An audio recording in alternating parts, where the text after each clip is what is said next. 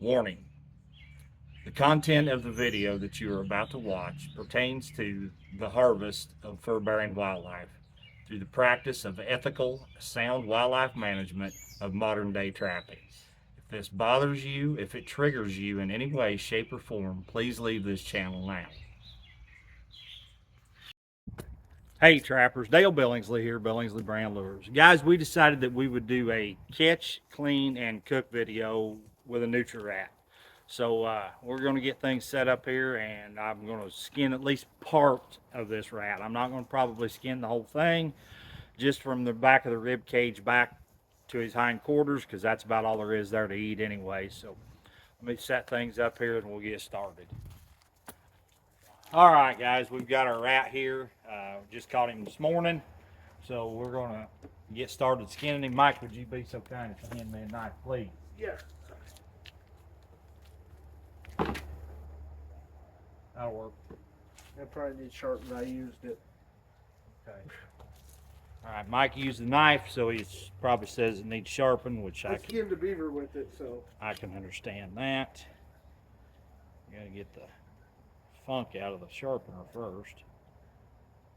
There we go. Put a wire edge on it, and then use the knife or the steel here to take the wire edge off.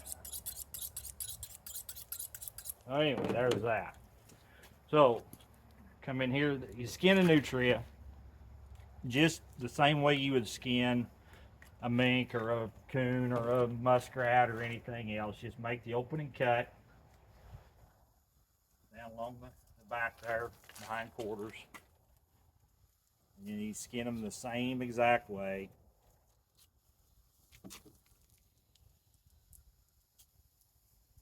Around his hind legs, give a little tug, open that right up. Same thing on the other leg.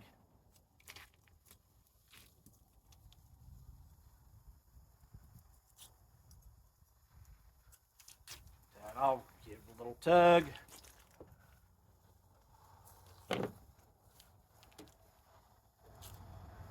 Down there to the base of the tail. Cut it off. And just kind of start opening your rat. Keep him on the hide. If you want to keep it good and clean anyway, you will. Big male rat. Go ahead and remove the loose end of his gobaloose there. And the fuck is a gobbaloo? You ever see it, you'll know what it is. In real life. His penis. It's just a cleaner way of saying it. There's no way clean to say that. That just sounds ridiculous. Sounds like you're drinking out of the toilet. You think what you want. Now, open him up here. Now, if we were skinning this thing for the fur and for the fur market, we would go ahead. Now, you'll notice there's a couple of glands right there on the inside of his belly there that you've got to get rid of those. If we were skinning this for the fur market, we would actually hang it up and skin it just like you would a coon. But we're not. This is just for eating demonstration purposes, and like I said, we're going to eat him. We've never tried it, so we're fixing to. Okay, so once we got him up to the bottom of his rib cage, which is right there, we're going to go ahead and remove the entrails. I'll shut the camera off for that, and then we'll get ready to get started cooking on him. All right, guys, so there's all we took was the hindquarters and the back strap. We're going to clean them up good and get the fat trimmed off of them and everything, and then we're going to get them cooked up, and we'll be with y'all later. All right, gang, so we've got our Nutria cleaned up here. We've got all the fat off of it we can get. Fixing to brown it just a little bit in the skillet now. All right, so we've got it in the skillet with just a little bit of oil, not much, just a little bit so that it doesn't stick. We're just going to brown it for just a couple minutes on each side, and then put it in the oven at 350 with just a little bit of water in it to keep it moist so it doesn't dry out, covered. And then we'll give it a couple hours, see what happens. All right, we just flipped it over. It's been in there about 2 minutes. we flipped it.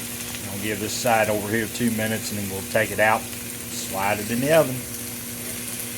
All right, gang, so we've got it out of the skillet now. We've got it off in our baking pan. Before we slide it in the oven, we're gonna hit it with just a little bit of our little Tony Chachere's Creole seasoning here. We both really like it well. We're gonna hit it just a little bit. We're not gonna get crazy because we don't want to cover up the taste of the Nutria too much, if any at all. But we'll hit it with just a little bit. And then a little later on, we'll hit it with some salt and pepper, and that's going to be about it. So anyway, we'll get this thing covered and get it slid in the oven. All right, guys. So we've got our Nutria out of the oven now. I just took it out, put a leg and back strap on the plate there. We'll get things set up here and flip camera around, and we will give it a taste. All right, guys, so we've got our Nutria here on the plate, still hot, so we're gonna give it a bite, see what happens here, see if it's any good.